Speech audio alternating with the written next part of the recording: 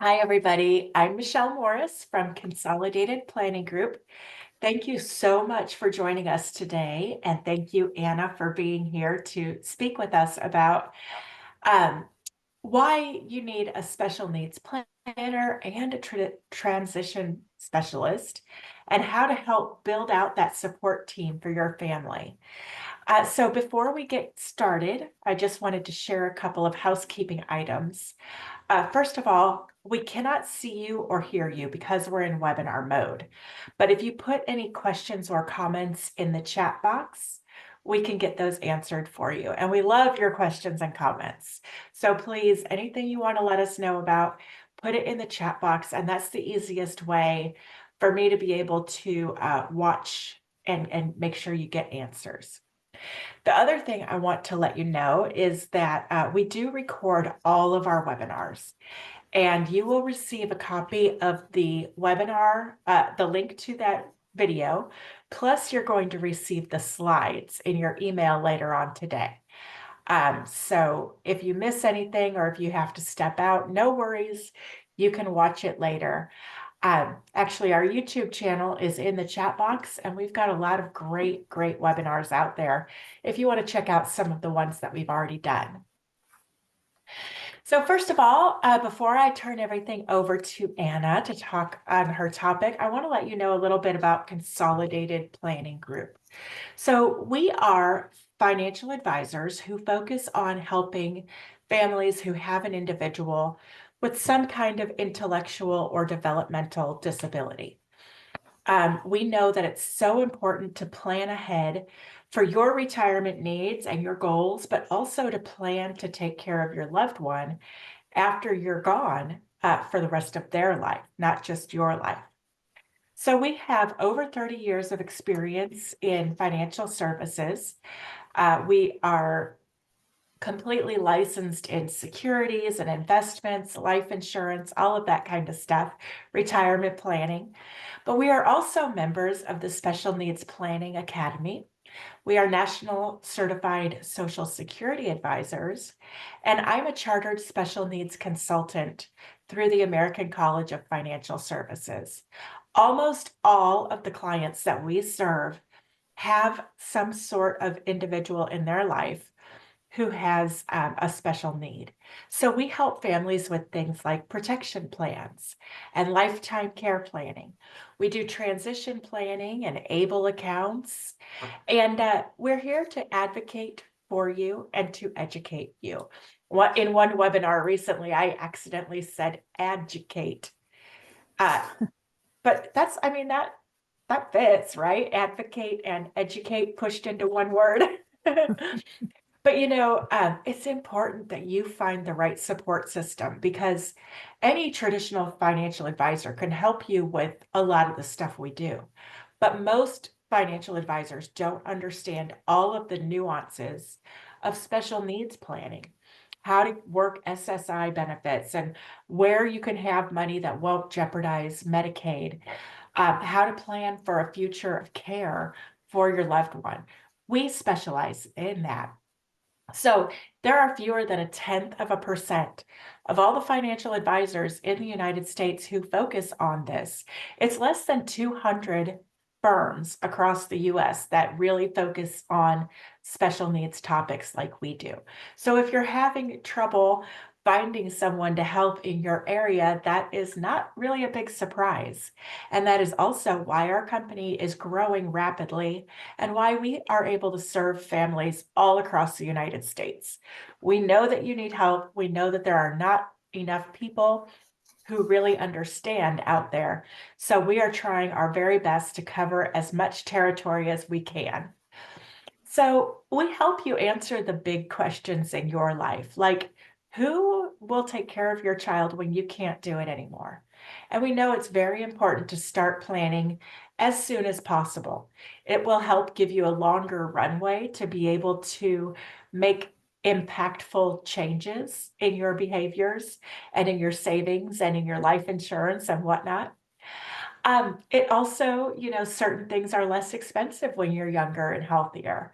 And having these plans set in advance really just puts your mind at ease and helps you focus on now and having fun and enjoying the life that you have to live.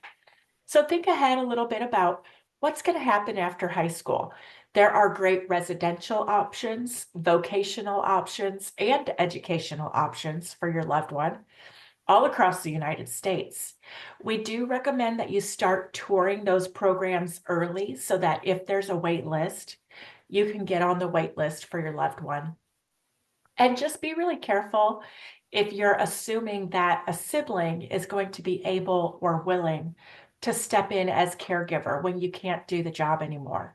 Um, it would be ideal. It would be easy and cheap for a sibling just to take care of your special individual, but it can create a lot more headaches than it's worth. We've seen very um, hurt siblings, if you will, that, parents left an obligation, but they didn't leave help and plans and money to take care of their loved one. And sometimes, that sibling has their own family, their own career, and they see, they want to help. They love their sibling, but it's a lot. And on the other hand, your individual who is being taken care of, they've had this partner in crime their whole life. They've had the sister who is their best friend. And now all of a sudden, this person is stepping into the role of caregiver, and it might feel a little bit authoritative. And, you're not my you're not my mom, you're my sister. We're supposed to be best friends. You're not supposed to be in charge of me. We've seen that happen as well, where resentment can build on the side of your special individual. So just be careful on both sides of that equation and make sure that it's really going to be the right thing for your family. Okay, so without any more blabbing from me, Anna, again, I want to thank you so much for being here with us and telling us about Daisy Consulting and helping our families understand how they can help build a team of support to help their families. Awesome. Well, thank you, Michelle, for having me, and thank you, Consolidated Planning Group. I love all your webinars. I sign up for almost everyone, I think. So Wonderful. I appreciate all the information, which lends itself into building that team. If anyone attends a lot of the Consolidated Planning Group webinars, there are a lot of great team members out there also. But so here we'll talk about the basics of transition planning. We'll go through some barriers that a lot of individuals face when looking for a job and career. Then we'll go through some statistics, go through some strengths of individuals who are neurodiverse and what that can bring to a job and that are required at some jobs. And then we'll go through some resources and kind of think outside of the box of different opportunities that are out there. So at a base level, you can go back. Sorry. That was, I was getting too excited. I know, right? Yeah. So the basics of transition planning, all the W's, who is involved in transition planning. First and foremost, it should be person-centered, so the individual with the disability. And then depending on the age, you might have to have a parent or caregiver there. They're always the most likely the person that's closest to the individual. And then depending on what that stage is in the person's life would be who else is there. And so when we're talking about schooling, then you obviously want the school staff, special education, any therapists that may be able to help give input on how to best have a learning environment for that individual. Once you're looking for a job, then you bring in, TWC or any other agencies that might support that. When you're going more independent and living independently, you might involve more friends and family in that conversation as well, who might know the personality of the individual and have good insight on what that living experience can be like. And so what is transition planning? By definition, it's the process of changing from one state to another. So that can be when we're going into when, the WN, any age. by Texas law. I know there might be people from around the country, but Texas law, TEA is what we call it. In school, if you are 14, you must be invited into that individualized education plan to start thinking about vocational goals and needs. But again, at any age, there are transitions throughout life, that there are unexpected transitions that people need help with. And that could be independent or job, trying to get a promotion. Pandemic might happen, you never know. And so there's not just one point of life where someone needs support for the transition. And again, all the different people that are going to help. So where is everywhere? There's nowhere where we don't need to prepare for or work on our transition goals. And why? So usually I like to ask people why, if anybody wants to put it in the chat on why transition planning is important to you or your family member. Some people are shy to answer this. Yes, there's so many great reasons that you need to plan ahead and be thinking about what's going to happen. I mean, do you want your child to graduate from high school onto the couch? Is that your transition plan? Maybe, but not for most people.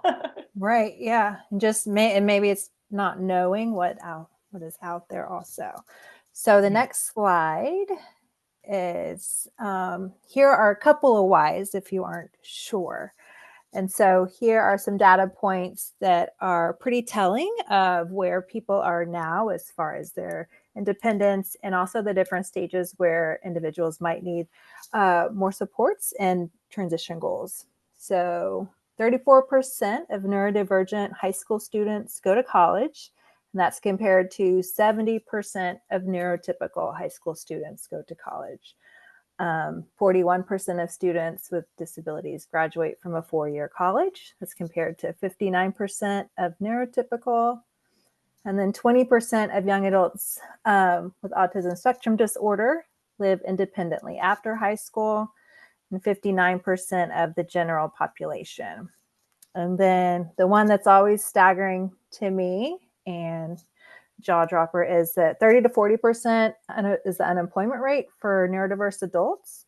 That's 3 times higher than the rate for people with disabilities, and that's 8 times higher than the rate for people without disabilities. And so if we look at all of these numbers, again, it kind of lets us know it's never too early to start. And what that looks like at an early age can be different from anybody.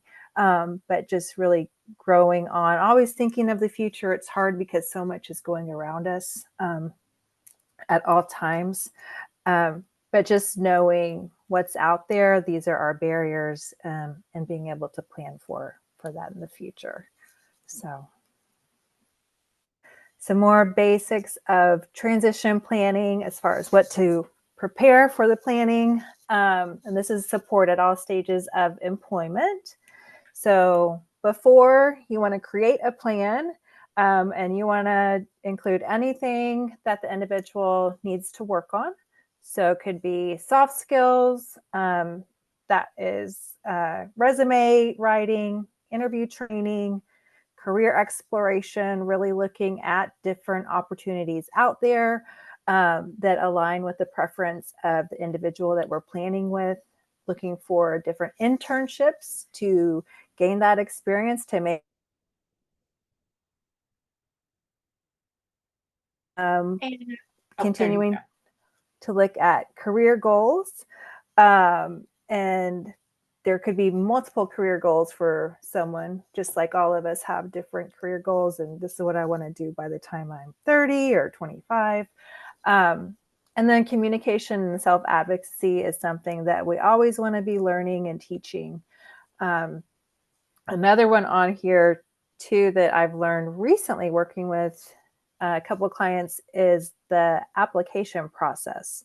Now we are going to apply for a job, and you have to create a whole profile and log in for one company that you may or may not be hired for. So just so making sure to cover everything to have a good idea of what it takes to get a job, and then everything before that. So really practicing on those soft skills. Those are what all employers are looking for. Those are the things that get people fired or suspended.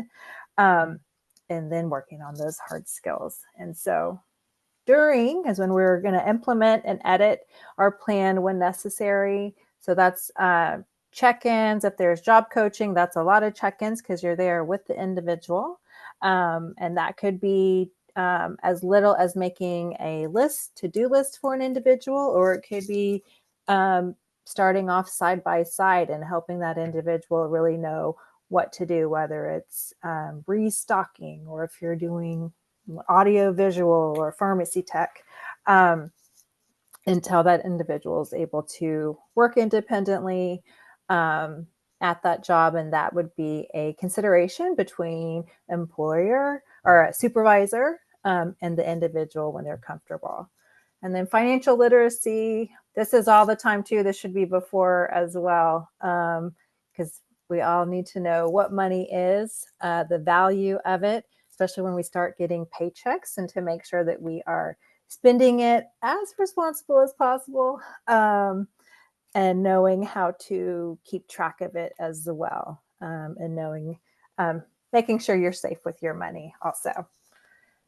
Review, so just continually reviewing what those goals are with the individual and also with the circle of support, but making sure everybody knows that all the successes that are happening, if there's any opportunities that are arising along the way, that we're getting input and insight on things that can help the individual become successful.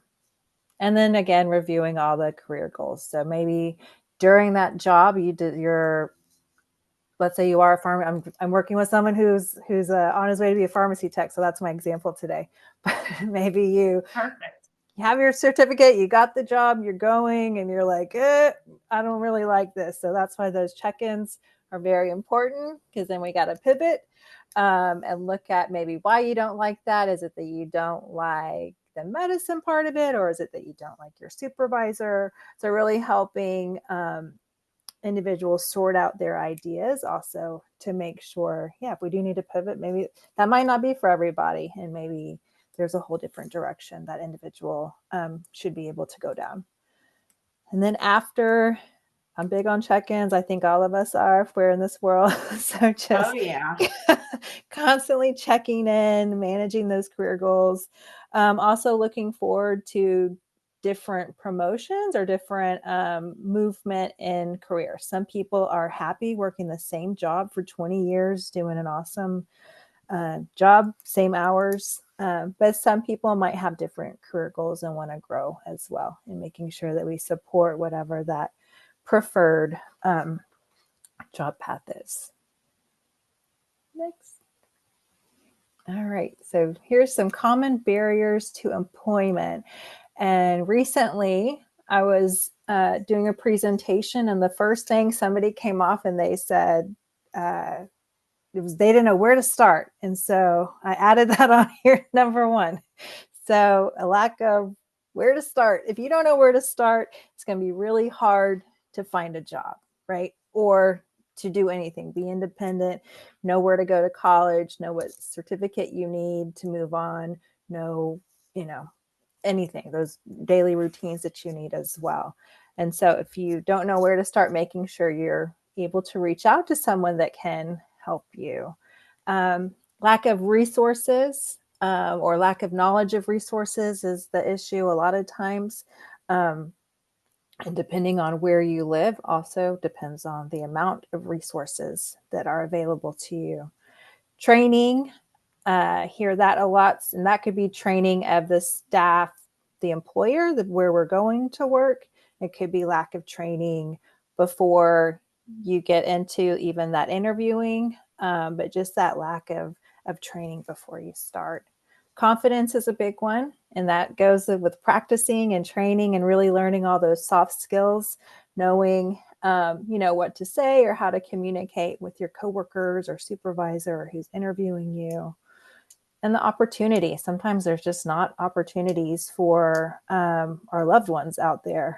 And so that it takes a lot of creativity, a lot of Google searching, a lot of everything, right? We're all reaching out to people that we know, looking for those different opportunities. There could be lack of medical support or proper accommodations.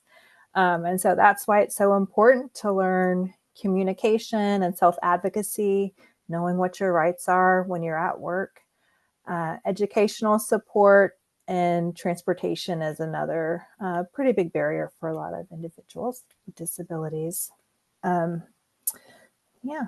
And the top 5 strengths of neurodivergent people. So this is just 5. There was a survey of over 1,000 people for this one study. But it was hyper-focus, creativity, innovative thinking, detailed processing, and authenticity. And so if you think about the loved one or yourself, of some of your day-to-day strengths or maybe what you use at work, and see if any of those align with that. And that there are a lot of jobs out there that require and need these strengths. And if we can help individuals and our loved ones learn how to use these to their advantage, and also communicate that, with employers, it's very important and can maybe change those data points we saw earlier. Yeah, yeah. And these things are so good and so important. I mean, a lot of neurotypical people struggle with these, and so it's great that there's strengths for neurodivergent people. Exactly. Yeah. So here are a few jobs that I found that actually require these words, for, or these personality traits, in these jobs. And so this comes from Labor Market, from TWC, and then some I just entered into Indeed and put these words in, and this is what came up. And so this is like real time jobs that are out there, with these strengths. So hyper focus, if you document scanner, software programmer, assistant baker, and they're all a variety of education levels needed, skill sets needed, support needs as well. So there are jobs out there. It just might take a little while figuring out what they are. Creativity, we have event associate, teacher assistant, craftsperson, innovative thinker. So those are the entrepreneurs out there. AV tech, graphic design, detail processing, lab technician, engineer, bookkeeping, authenticity, teacher, customer support, advocate. So any of those kind of like customer service, helping people, working with people jobs. And some resources we have here. All right. And if you are looking for employment, you should be hopefully maybe connected with Texas Workforce Solutions, Vocational Rehabilitation Services. And specific to our workforce board and in Texas, it might be called something different in other places. Vocational Rehabilitation Services is everywhere, so that should look the same nationally. Workforce Solutions, and I used to work at Workforce Solutions, so I try and give a little cheat sheet because nobody knows the difference between Workforce Yeah. Solutions and Texas Workforce Solutions. But I just want to try and give a little snapshot to try and help. Covers the same region, and usually they are housed in office together because they partner a lot together. But Vocational Rehabilitation Services, which is Texas Workforce Solutions, they're going to be state employees. They get paid directly for the state. They are TWC staff. They provide employment services to individuals with disabilities who have a barrier to work. So that is their guidelines for who they can serve and how they can help them, or who they can help. There is an application and eligibility required for services, and they have an assigned counselor. So if you're with VR, you have one assigned counselor, and that is your go-to. So you get that more one-on-one personal experience. That person should be following you around, creating those goals, helping you achieve those goals, providing any accommodations needed. And if eligible, they can fund accommodations and other work necessities. So you might have heard, if you are driving a car and all of a sudden you need a car modification, there's a process to go through it, but that is something that they would be able to provide, and other payments. So college, there's definitely a financial process you have to go through, but those things are available. Under Workforce Solutions, the honeycomb, that is nonprofit. Their money comes through TWC, but they are not TWC. They provide a variety of job-related services to all community members. There's no diagnosis required, and any staff can help you. So you should be able to go into any office, and let's say you just needed help with your resume or something, and you should be able to go in and they can help you with that. Or if you just want to go in and look for a job, but you don't really need like any support, so you're not thinking, you need an accommodation, you should go in and they should just be able to help you. You don't need to fill out an application, none of that. They are limited on types of financial support. So again, if you need supports and more of that one-on-one direct care, that's where you definitely need vocational rehabilitation services. But they are working together. So a lot of times Workforce Solutions might help, I'm going to say VR because it's such a long word, VR, find internship work sites, employers. So they work together, but TWC VR is the go-to. That's where you want to, that's where you're going to get the most support, especially financially for. Yeah, I've heard about them paying for, if they put together a plan for your child to be able to work, and that plan includes, hey, they need some college courses, or they need a certificate, or, they need to learn about this trade or skill, they'll help you pay for those. There's even summer camps that the vocational rehab will pay for that are, summer camps to help teach job skills and things like that. So they've got some deep pockets. I've heard sometimes they can be a little bit behind, but it's definitely worth it once you get there. It is, yeah. Patience is key, and just knowing it's not going to happen tomorrow, but it's just going to happen. It'll happen. Yes. And then here are some colleges that there are a lot of colleges, and seems like there's more and more that are creating or developing, starting programs that include like a vocational component, especially for neurodiverse individuals. And so these are in and around the Houston area. There's a lot of other great ones. The A&M has a good program. Texas Tech has a great program. I think y'all have had webinars with different colleges out there. And so it's just good to, if you think there's a better college environment for your loved one that's, that has people that work and support individuals who are neurodiverse with employment goals, and there are tracks for them at these schools. Absolutely. And almost every college or university has an office of disability. Now they're not all created equal. Sometimes it's like one person and they don't have very much help or very many programs to offer. Sometimes they have a robust department and they have a lot of people and a lot of great programs. So whatever college or university setting you might be considering, you're going to want to contact that Office of Disability to see, what they have to offer. Mm-hmm. Good point.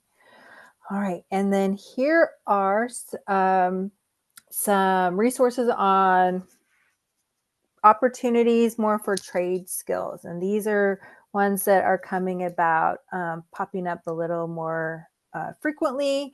And if you have not been to a makerspace, I would highly recommend it.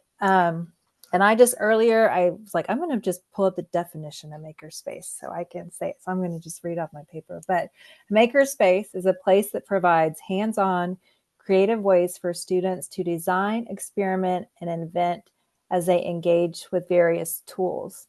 And so a pretty big one here in the Houston area, in the east side of town. It's called TXRX Labs. It's huge, and they have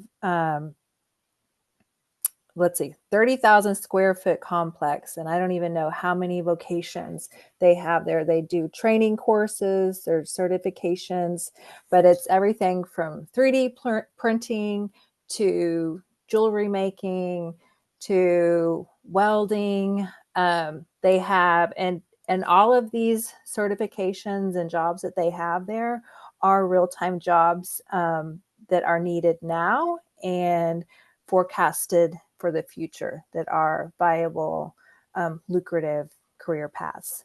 They have one job where it's knowing how to like change the batteries in cell phones, and I forget which company it is, but that is a job, and they have a whole training for it. They partner with TWC2, I believe, so there are a lot of like scholarships or ways you can do the training for free. And then, yeah, and then Ion Labs is in town as well, and that's kind of more like tech oriented. So that's for you tech people out there. Those are little creative hubs. Also, they do a lot of robotics. They have a whole room where you can go see just all the different robots and what they are doing. They had a whole pitch on recycling one time when I was there, and so there's just a lot of different things. And if you think of those strengths that we just looked at, and being able to work in one of these creative spaces, we had the entrepreneurship. We have, a lot of people that we work with or love, that we are helping find jobs. They're not really, going to be sitting at the computer for long periods of time. And so these are spaces where movement is necessary, right? You can take breaks when you need breaks. You Yes. can use that hyper focus when you're really needing to work on a project. So just looking out there, and these are really cool opportunities. They have workshops all the time in and around town. So, and they're just jobs that we don't know about and don't think about that are Yeah. out there. So, and I do have a video, like a video tour of TXRX Labs. I don't think we were able to put it on here. So when we follow up email, I'll send out a link to it because it's cool to see like what they Oh, do out there. perfect. Now, if people are interested in these programs, they would just contact them directly?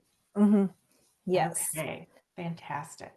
And they love doing tours too. So these are some more that I don't know about like personally, but just by looking what other maker spaces in Houston, um, the HCC one is supposed to be really cool. I haven't seen that one yet at the Houston Community College.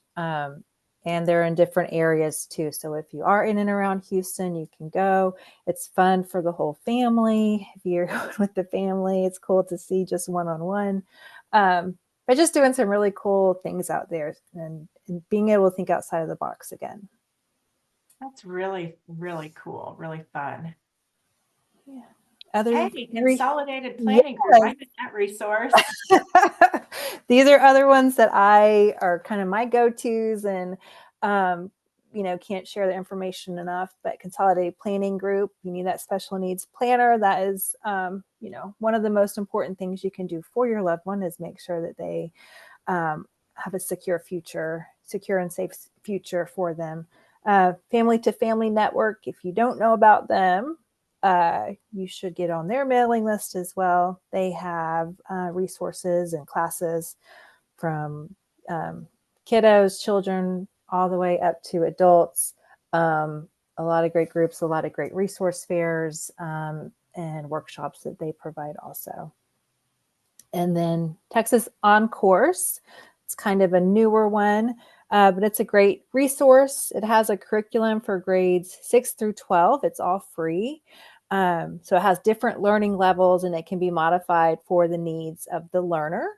And they do have workshops quite often for educators or family members, or anyone who wants to utilize their website and their app, to help learn about different employments. And they have like all the categories like career exploration, work readiness, everything you kind of need. And they do it in, you can go to the next page. I think I have a slide on Yeah. TED course. Yeah.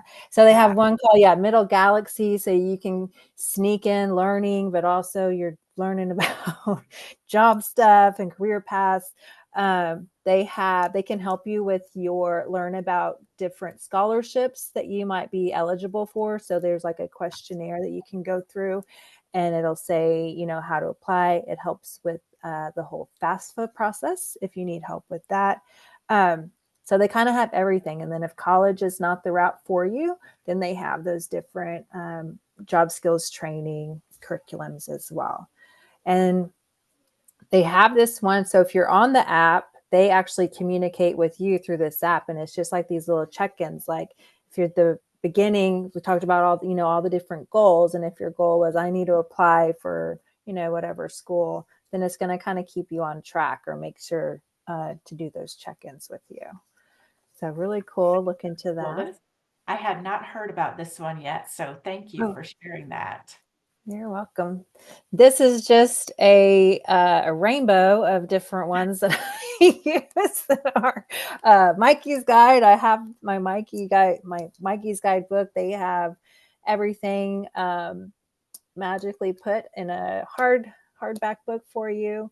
I use mine quite often, and then just some sped text, PRN. These are all great resources for anything and everything. Spectrum Links, that's a new app that's out there that can help find different resources as well. So if you're looking for certain services, or they also have trainings too for young people. There's a lot of good ones. The ARC, there should be ARC in everybody's community, no matter where you are. Here we're in Harris County. Summer House Houston is a great day program, and also they help with vocational training as well. Hub Houston has a lot of great social clubs and fun stuff, as well as vocational training too. So very small snapshot, but just like to share. Yeah, there's so much out there and available. There is. So here is another one that a lot of people don't know about that I like to share, and it is Apprenticeship USA. And so these are apprenticeships that are out there that are available for on-the-job training. So these are employers where they usually have a contract with the state or Department of Labor. This website is from the DOL. And so these employers need staff. So they want staff, they want to train them, and they want to keep them. So usually their wages are pretty good also. One thing you want to look for if you are looking into this is registered apprenticeships. Those are all paid apprenticeships. So those are, I'm going to go back to the pharmacy tech because I was talking to someone recently about it, and I was like, I'm just going to look at this one for my client. And there's an apprenticeship out there for pharmacy tech. So you never know what's out there, what's paying. And again, you're training on the job. You don't have to know the job. There's different skill sets that you need going into it, but you don't need that actual pre-experience for that job. Again, this is where if you have a VR counselor, Texas Workforce, they have an apprenticeship program too. They're using all the same information, but there is always, certain employers that are more inclusive than others. And so they might have different relationships with those in and around where you live also. So always checking with your VR because they would be able to provide any additional supports needed as well. But there is an array, 800,000 plus apprentices annually across the nation. It's really cool, especially if, some of them, and again, it's a wide array. Some of them you need a college degree, most of them you do not. And lots of those jobs that we don't typically think of, a lot of healthcare type jobs that, that we don't think of, just, everybody's not a doctor, nurse, or nurse's aide or what have you. There's a lot of different professions out there needing positions filled. and they're planning for the future too. I love that it comes along with credentials that you can use, that can be on your resume. It can be used towards finding your next opportunity. That's fantastic. Hmm. I think this might be it. There's just a little bit about me, and I actually did just this week. I think I'm finally approved. I am a pre-ETS provider, so those pre-employment transition services for TWC, um, which are awesome if you're between the ages of 14 and 22 in a school setting. Then you are eligible for those pre-employment transition services. And yeah, I Oh, just this want is to share that. But yeah, one-on-one support, job coaching. I do in-home and hybrid. I work with, some people that are in college, so I just meet them at their college library. We can go over, whatever is needed. Um, and I just meet people where they are and help them move along. so if somebody on the call today wants to reach out to you, how does it work to work with you? What's the process like? Okay. So first I would, we would book a consultation, and all initial consultations are free. Um, just 30 minutes to learn what the needs are of you or your loved one. And then with that, then I can make a suggested plan, short term, midterm, long term. You decide like what is best for you. If it's just needing resources, and I can share resources within that consultation. But putting that plan together, and typically it would be we meet like twice a week, and we're starting if the goal is to, um, is it I want to work at, I'm just going to use this because that's what I've been doing this whole time. I want to work at the CVS pharmacy. Um, then it's going through and looking at the resume, building that resume first, going over interview skills, knowing me doing research on my end a little bit about what it takes to be a pharmacy technician, maybe reaching out to some people that work out in the field or my own pharmacist that I go and ask him, and just really preparing them a lot of practice. It comes with weekly summaries and check-ins with the family or whatever that support circle looks like, and helping them achieve their goal. If it's through TWC, then and you aren't connected, then you would go to, could send you a link to myvr.com, or is that the one? I might be misspeaking, but I could connect you with the VR counselor to get services. And then, they might use me as one of your options to, for pre-ETS. But if you're between 14 and 22, you should definitely get pre-ETS. So I would get referred to by the counselor that way. Yeah. And then if somebody, if they're not coming through the TWC, the Texas Workforce Commission, they come to you directly. Um, how is that paid for? That is private pay, and I have packages for that. So similar to what you might see, like life coach packages or things like that. So I do like an 8-week package, or eight visit package, for an amount. So it includes 8 visits. That also includes 2 community outings or engagement, if that's part of our goal too. And so they're kind of package deals. Perfect, perfect. Yeah. So when somebody calls and has their free consultation with you, you probably learn a little bit about them and give them some advice and then talk to them about your different packages. I mean, that's exactly how we do it at Consolidated Planning Group. Yes. Yes, ma'am. Perfect. All right. Well, thank you so much, Anna. I don't see any questions. Everybody, we have only a few more slides. So if you have any questions for Anna that you want to get into the chat box, I'll finish up these last slides and then we'll get back to her. So these are just a list of some of the things that you should be thinking about as it relates to planning for the future financially for your loved ones. That special needs care plan and the future cost of care are really important. Maintaining the benefits that you can get, like the waiver programs, SSI and SSDI, which comes with Medicaid and Medicare. You can use an ABLE account or a special needs trust to hold money for your loved ones, but you want to make sure they're set up properly and that you have beneficiaries set up correctly to go to any money that you want to leave to your special individual. It needs to go to their third party special needs trust. Now, if there's child support in your life, that's a different rule. That has to go to a first party trust if it's after age 18. You definitely want to consider living communities. Think about whether or not guardianship is going to be right for your family, and think about what happens after high school. So this link will take you to our upcoming webinars. You can pre-register and then you'll get reminders. And even if you miss the live webinar, you're still going to get the information afterwards. So you can see what we have coming up and register for that. This is our entire team. Again, we are based just outside of Houston, but we work all across the United States.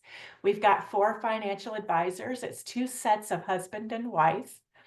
And then we've got a fantastic operations staff that keep things running on the back end.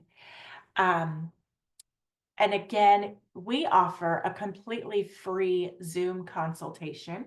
You can use the QR code, or if that's not your thing, you can call or email the office, or you can just call or email me directly. I've put my info in the chat box.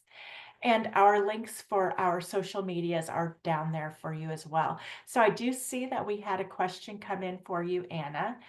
Uh, I haven't read it. Maybe it's for me. I don't know. My child has a syndrome that requires 24-hour care. He's ambulatory for a short time, but he can't read, write, type, or spell, and he's nonverbal. Are there any activities or any job things or anything that you could do with an individual like this?